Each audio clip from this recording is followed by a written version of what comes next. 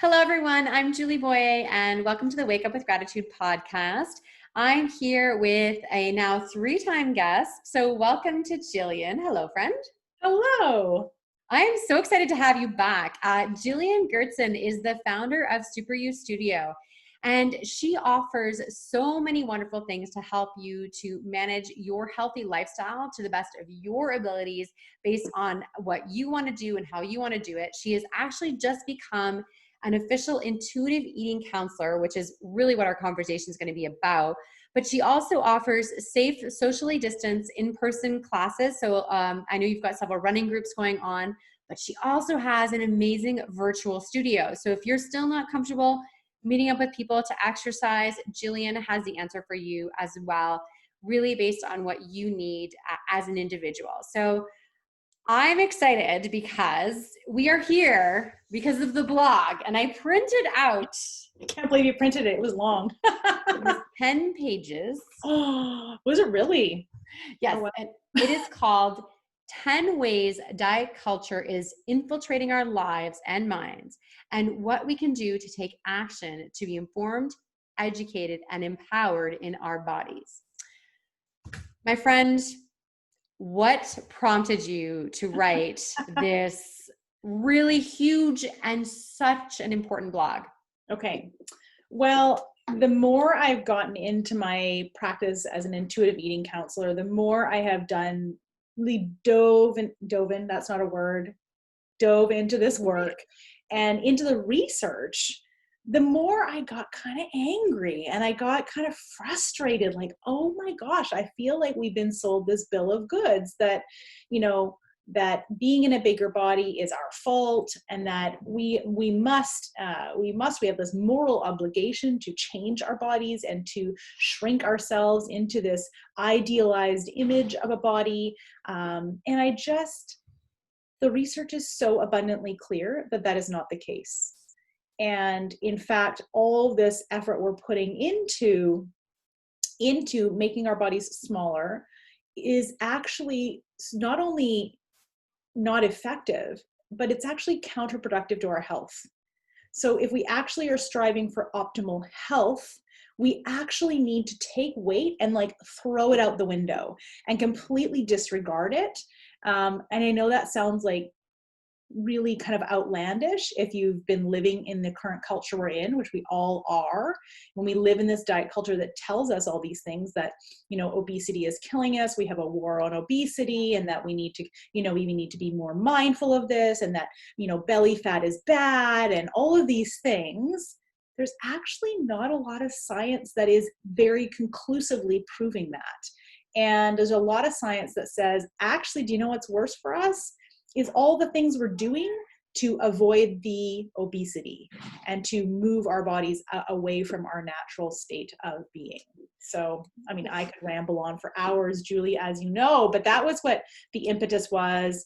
I actually had just finished Christy Harrison's new book, which is called Anti-Diet. Phenomenal book. Highly recommend everybody who's listening reads that if you're at all intrigued by this conversation.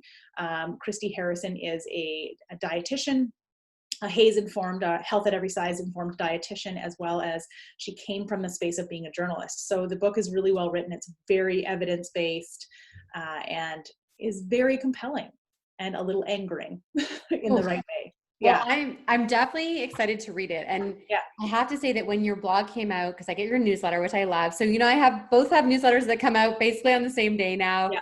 So fun. And we both always reply, we're like, I love what you did there. And you're like, I love what you did. We're really aligned, but we're talking about different things. And that's why I would love having you as a guest, is because you talk about things that I'm thinking about and I'm curious about and I'm uncomfortable about, and I don't know how to put it into words. You are an excellent writer. And can you just repeat again? Because you said that really quickly. What is HAES again? Yes. So HAES is health at every size. So health at every size is a philosophy that we bring to our practice as health coaches, as medical professionals, anybody basically working in the health space can come to it from a HAES informed approach.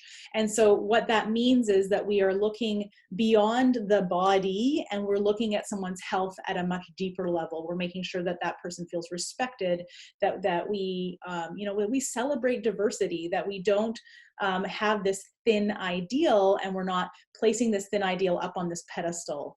So it's really about patient-centered focus, and really, or client-centered focus in my case, and really helping that client, really coming from a health first priority. Yeah. And that's important too, because you talk about different how someone who's overweight can have excellent blood pressure, and someone who's thin can have terrible blood pressure. It's not necessarily one goes with the other. It does sometimes, but we'll talk about causation and all that in a bit. Yeah. So I'm going to grab a few points from your amazing blog. If we went through all 10, we would be here for a couple of hours, but this podcast is usually about 30 minutes long, although they've been getting a bit longer lately, because as I get to know my guests better and as we get to dive into these juicy conversations, I don't want the conversation to end.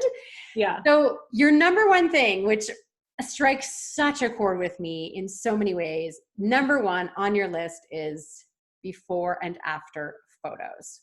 Why is this something we want to maybe stop doing? Yeah, I'm pretty kind of like about it. We really need to, and again, I come from the fitness industry, right? So that it's pervasive in the fitness industry. It's pervasive in the diet industry. And what a before and after is really ultimately telling us is that before we lost the weight, before we made these changes, that we weren't as valuable, and that the after is the optimal. And that it's really, so it's reinforcing thin ideal, and it's really like and so there's layers to this. So, what happens when that individual, if we just look at the stats, the reality is that the majority of people who lose weight on a diet or a fitness program or clean eating or whatever we want to call it now, the majority of people at some point will resume old habits and regain the weight that they've lost. So the reality is that most people's before picture will become their, again, current picture at some point. Yeah. And so when we continually celebrate this before and after, what happens, how does that impact the person when they regain? Are they not as valuable? Are they not to be celebrated? And so there's that level of, the thin ideal, and like, how does that make people feel? And then what about the person who is feeling pretty good maybe about their body, and they actually feel more reflected in the before picture than the after picture? How does that impact their self-worth? Pictures on their own as a whole other level is, why are we even focusing on the pictures? I mean, I know we need to, especially in marketing, we need something to grab the eye and draw us in to get engaged into the copy. But when we continually use imagery that reinforces a specific type of physicality, that has no bearing and no reflection on that person's health. As you said earlier, like, someone can be in a bigger body, and I have several clients like this, that they're in a bigger body, but their health metrics, like, they'll go to their doctor and be like, man, you're an athlete. Yeah. Like, your health metrics are all like, your blood sugars are awesome, your blood cholesterol is great, your blood pressure is, did I say blood pressure twice? Blood glucose and blood pressure and blood cholesterol, like, those are the metrics that matter more. But we, as a culture, we're so obsessed by body weight. Well, and the package. What does the package look like? Yeah. So we had an interesting conversation because we are both Ironman triathletes. Yeah. And my first Ironman I trained for an Ironman. So I trained for triathlon for 6 seasons before I did an Ironman. And I never lost any weight. I didn't. Yeah. I was training for Ironman. I never lost any weight. Yeah. And then in between Ironman number 2 and 3, I changed the way that I was eating. I did a really drastic lifestyle change. I learned what high glycemic eating was, which I do think is not good. At least for me, it doesn't feel good. I mean, I'm just processing the sugar too quickly, not healthy for me, for sure. And so I made these really drastic lifestyle changes. Did a 3rd Ironman at a much smaller body, a very small body. And it was better for my Ironman to do that. But over time, I've had a child. I'm no longer able to train. I don't think I'll ever run again. And my body size is pretty much the same as it was back when I did Ironman number 2. Mm-hmm. And have my eating habits gone back to the way they were before Ironman? Not really, but any changes that I make don't really seem to affect my weight anymore. And so I was like struggling with this. I, for so many years, shared the Ironman before and after picture. That built my business for a long time. Yeah. And now here I am. I'm like, but now I'm in a body that is kind of like my before picture. Is that okay? Like, I don't know. Is it? Right? Yeah. I'm not sure. Like, can I show pictures of me looking the way that Right. I look today? Well, according to you, yes. And so I think you've hit on a few things, Julie, that I think are really important. Our bodies, and the biggest one is that I want to talk about like set point. And I actually didn't get into that in this blog. But I don't think so, at least. There was a lot in that blog. But we all have a genetically defined blueprint for our body's set point weight. And when I say set point weight, I mean a range. It's not like you're supposed to be XYZ weight and you're meant to be that for the rest of your life. Number one, there is no kind of body composition that we're meant to maintain for the duration of our lives, which is another huge, huge issue here, is that especially as women and men, I know you feel this too, so I tend to work more with women, but men experience this too. But most women, the experience we have is that it is celebrated if you can wear your jeans from high school. It is celebrated if you can wear your wedding dress 50 years later. And it's hogwash. Like, genuinely, our bodies are actually meant to, it is protective for our bodies to have more body fat as we, for example, enter perimenopause. Hello, I'm in perimenopause and my body has gained some extra body fat in the last couple of years. I haven't changed my eating habits dramatically. I haven't changed my exercise. I haven't changed anything dramatically in my health, but my body is slightly bigger than it used to be. And that is okay. And so one of the things that we need to understand is that we have this set point range that, tends to shift with age, and that's okay. And that within this set point range, it doesn't act, your body is actually going to actively work pretty darn hard to keep you in that set point range. So can you get lower than your set point range through extreme amounts of exercise and really stringent food rules? 100% you can, but it's going to be pretty hard to maintain.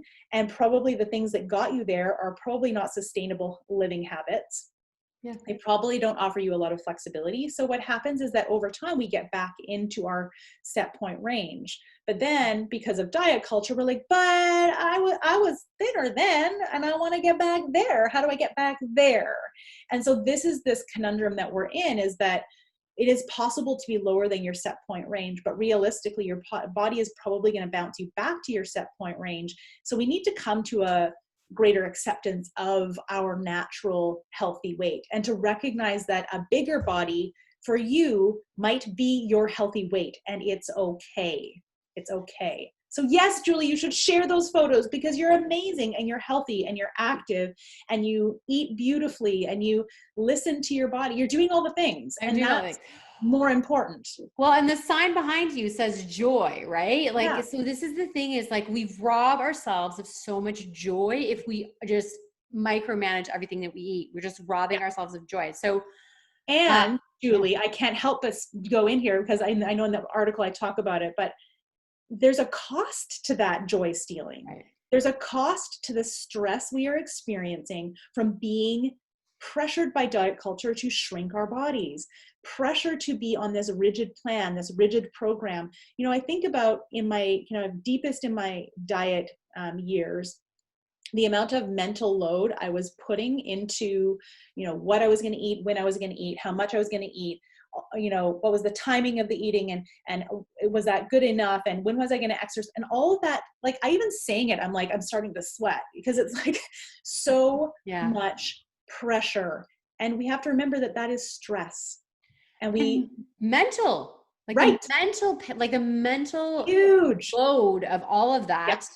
Yeah. And as women, we already carry a larger mental load, whether we have children or not. Women are carrying a larger mental load. Yeah. So now we're adding all that in. And so this kind of leads me to the second point that I want to pull out of your blog, which is compensatory conversation. And I'm going to read what you said because I love the way you said it. You said the notion that you have to earn your food or work off anything you can consume plays into this simplistic and inaccurate model of energy balance that has long been reinforced by the fitness and diet industries. This is one that I, for a long time, was like, listen, calories in, calories out is not accurate. It doesn't, it's not like, we know that if, 100 calories of lettuce and 100 calories of chips does not have the same effect on your body. But this whole like reward notion, I'm sure that was part of when you were like doing your workouts and your thing, you're like, well, I can eat this because I'm going to do this workout. 100%. Yeah. I remember back in the day training for Ironman when I did it, which was when I was in my early 20s, and we would like, it was so much compensatory. Like, we trained this hard, let's go to McDonald's. Like, I can't, like, that is not necessarily training food. Definitely did not go to McDonald's, but I would make myself a reward breakfast sandwich. But what's funny is that even as I say that, I'm like, not McDonald's. There's nothing wrong with McDonald's. Like, I just meant like demonized, but it's this thought of like, I'm just saying personally, McDonald's is not my jam. It doesn't really appeal to me. Also, I now know I'm celiac, so there's a reason why I don't deal with McDonald's well. But was that fueling my body? No, it was very much an indulgence because I've earned it. Yes. I felt the same. I would reward myself for my training. I remember this sandwich that I used to make was my reward for my training. Yeah. And how many, like at Halloween, we say everybody like, this is how many times you have to go to Stairmaster for this long for your little candy. Nuh-uh. And so here's the thing. There's a couple pieces in there that I get into in the article, but there's even more to go. There's so much. I mean, each of those points could actually be like a chapter in a book. Yes. And so like, oh snap. And so if you look at like energy in, energy out, there's so many areas of issue with energy in, energy out. Number one, a calorie is not a calorie is not a calorie. And how you actually absorb, like how you translate. So a food, in terms of calories, and I always resist even talking about calories, but I think it's important to have this understanding of them. A calorie is a molecule of energy. And so how we process that calorie is different from person to person.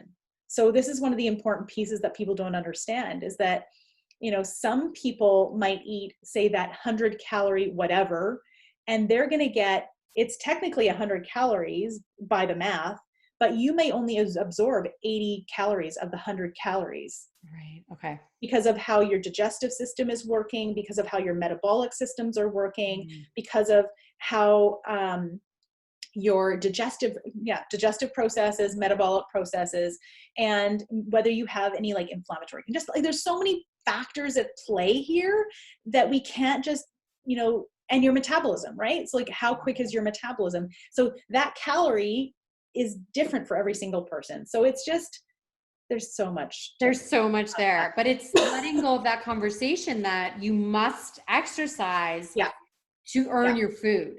Yeah. And that's the important piece here is that like, not only can we not look at the calories in that kind of too mathematical way, it's not that simple. The other piece is that you don't have to earn your food. We need to uncouple these ideas that exercise and nutrition are like interwoven pieces of the puzzle, that we exercise, today I choose joy is what my picture actually says. And so my philosophy is that we need to bring joy back to movement, that we need to move in ways that inspire us, that get us excited, that we are passionate about, or that we can at least enjoy at some level. So that might be, because we're walking with a friend and we get to have a conversation. That might be because we love dancing and now we're doing Zumba, or whatever it is. It's finding ways to bring joy to the practice. And then on the other side, we want to eat. We want to eat to nourish our bodies and nourish our souls and have an enjoyable eating experience. And you don't have to do one to do the other. You don't have to earn your food. Oh, yeah, that's a tough one to let go. I think that's really been really drilled in our heads for so long. So, Oh, absolutely. Even look at how things are like devilish black cake and yeah. like, sinfully delicious. And like, there's all this morality tied into the verbiage we use around food that ties in and reinforces that we have to earn, like hashtag earned it. Like, no, not Well, and hashtag earned it. Hashtag I'm awesome and I can eat whatever I want. I mean, I let go of the label clean food a long Yeah. time ago because that Yeah. makes no sense. I'm like, What does it how, even mean? This who, is the whole thing about clean eating, is that defined by what? Like, what is clean? Like, again, that's going to be different for every person. And if you have a healthy relationship with the label clean, then I just maybe call it eating. just eating food. Just eating. Exactly. So, okay, lots to think about now. Are we rewarding ourselves for exercise with food, or Yeah. are we actually genuinely joyful in the activity and joyful in Yeah. the food? Okay, the last one that I want to talk about, which is big because in social media, this is a big one, which is complimenting that is body focused and Yeah. not trait focused. Okay. Specifically, the Yeah. culturally accepted tendency to offer compliments when someone has lost weight. Dun, dun, dun, dun. So there's multi layers to this, the what's up with this one. And it's, sorry, I've got a dog barking. Real life here on the podcast. Tucker. Okay, so we took care of the dog. And so we were just talking about this whole issue and challenge about when someone posts that they've lost weight on social media, that we are rewarding that we are complimenting that instead of Yeah. focusing on the person's traits. So Yeah. why is this really something to look at to change? Absolutely. So part of it is that it circles back to, the first piece that we talked to, that we're really celebrating, and with this before and after, that someone has lost weight, or we're complimenting about it. We're reinforcing the thin ideal. We're reinforcing that thinner is better, that thinner is healthier, which is actually not true at all. Because in many cases, so I'll say that in a second point. So we're reinforcing all of this. Yeah. We're also really re-engaging all this diet talk, right? So it's like that water cooler talk of like, oh, tell me more, you lost weight, what did you do? And like, again, diet culture, and you don't know for whom that's in your presence that's going to be triggering. Is there somebody that you don't know that's in your presence, that, or maybe it's on your social media feed, that has an eating disorder, that that kind of information is going to be very, very unsettling to them, and might actually trigger them into a spiral to re-engage with their eating disorder behaviors. So there's so much going on there. The other piece of the puzzle that I wanted to speak to was Being thin does so, not equate being healthy, because yeah, sometimes we see yes, someone who's lost weight yes, thank you. and it's That's where I not. wanted to go. Yeah. That's the piece. And we have the assumption is, when somebody is complimenting someone on their weight loss, that they've intended this weight loss. Yeah. How many people do we know that have, under extreme stresses, lost weight? Some people have gained weight in this pandemic. Some people have lost weight, and both are very natural responses to stress, and neither should be celebrated. They just are. Like, Well, and I've had friends with thyroid conditions that were undiagnosed and out of yeah, control, and they lost weight dramatically, and yeah. getting compliments all the time about looking so thin, and that person's like, I don't feel very good. I And they feel don't know horrible. why, Yeah, because they're not trying to lose weight. And so yeah. with this like ability, like even someone said to my daughter, not on purpose, but that because she grew, Yes. it looks like she lost weight because she Right. a little rounder, because she was, kids are supposed to be like, Kids do this. They go yeah, this, and they then do they go that, this, and then and they then go they go that. this. So, and I Absolutely. was like, and the person was not in by any way, shape, or form trying to be negative to my child at all. She just said, oh, you lost weight, you've got taller. And I was like, yeah, we don't really focus around weight too much. We don't have a scale, but she definitely gotten taller. And then my daughter picked up the whole thing about the COVID-15. Because we Yeah. jokingly said that our dog had gained the COVID-15. Our dog has gained weight because we were giving him too many table treats. Okay. That's why our dog got fat. And so then my husband joked about the dog gaining COVID-15. And then my almost 10-year-old was like, well, what's the COVID-15? So Right. now she tells people, my dog lost the COVID-15 or gained the COVID-15, but I lost it because I grew. And I'm like, okay. Right. Yeah. Trying to Yeah. handle that conversation. Right. And so here's the thing, we just don't, the bottom line is we just don't know why people have changed shape, and we can't make that assumption.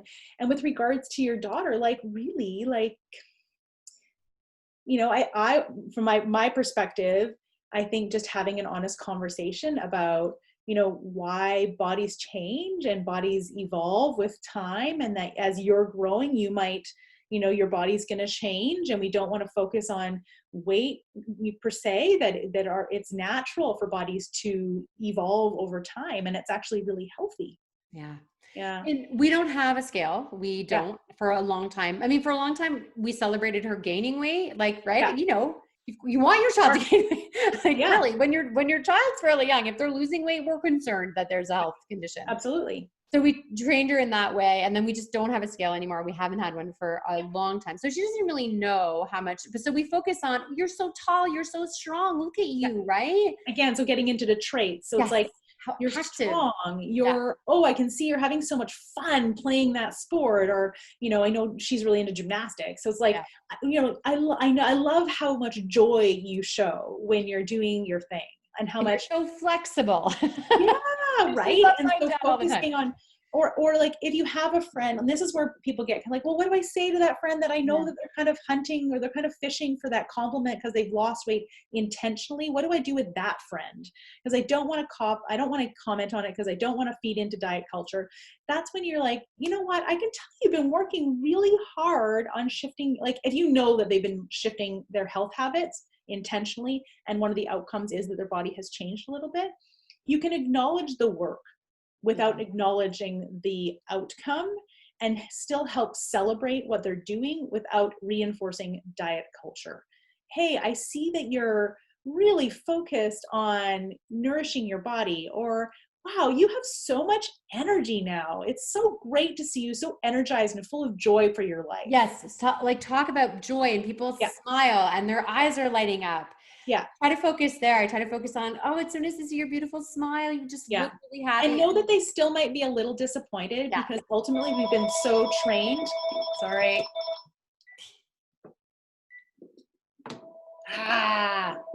Landline. Who has a landline? Because I have a landline. You have a landline. So ultimately, we've just been so trained to focus on weight loss. Mm-hmm. It is so pervasive in our culture that we comment, and it's seen as such a tremendous compliment, such an achievement to lose weight. And so part of unraveling in that and unhooking ourselves from that is stopping doing it. And it's hard. It's hard. Yeah. So listen, as we wrap up this, really, it's like the tip of an iceberg of a conversation. Yeah, so totally. A couple things I want to mention that are really important. First, check out the blog, which I will absolutely be linking to that. The book that you mentioned at the beginning, tell me the name again. Anti-Diet by Christy Harrison. Do you link to that book in your blog? Yes, I do. Okay, great. You have a list too. You actually gave us a whole list of books we can look at, including, I heard a rumor that you wrote a fantastic book.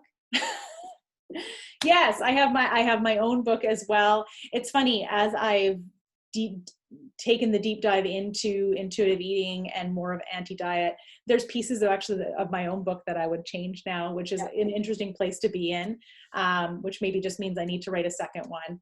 But yeah, I'm still really proud of it. There's a lot of content in there that is so in line with intuitive eating, so in line with a body positive approach, a HAES informed approach to a healthy lifestyle. So yes. Well, maybe in the gym. Jillian, because I also want to update my book. Maybe we should do something together. Yeah. I've never really thought about co-authoring a book, but you're someone I would love to write with, because we have this very complementary way of thinking. And I think it works really well together, because we look at things from different angles, and we both come back to gratitude always, because that's to me, that's the like number one step in terms of having a healthy body image and a conversation about our bodies. It's just being grateful for our incredible body, for our heart that is beating. Yeah. That's how I finish all of my live stream classes, is hand on heart, 3 breaths of gratitude for our bodies. You know, our first breath of gratitude for everything our bodies just did. our second breath of gratitude for everything our bodies do for us every single day, and our third breath of gratitude for everything that is wonderful in our lives. And so, like when we finish a class that way, you can't help but go forth and have an amazing day, because you're grounded in this sense of like, oh my gosh, this body of mine is awesome. And now I get to go do cool things with this awesome body of mine. Isn't that a gift? It is. I adore you so much. Okay. Now we have something really cool that we just came across 5 minutes before the podcast. And it is something that just came out for Canada in the CMAJ, which is a clinical practices for Canadian physicians. And it is Obesity in Adults, a clinical practice guideline. Now, neither of us have had time to go through it, but what's really important is this talks about a lot of the things that Jillian points out that are wrong with our diet culture. And one of them, it says, people living with obesity face substantial bias and stigma, which contribute to the increased morbidity and mortality independent of weight or body mass index.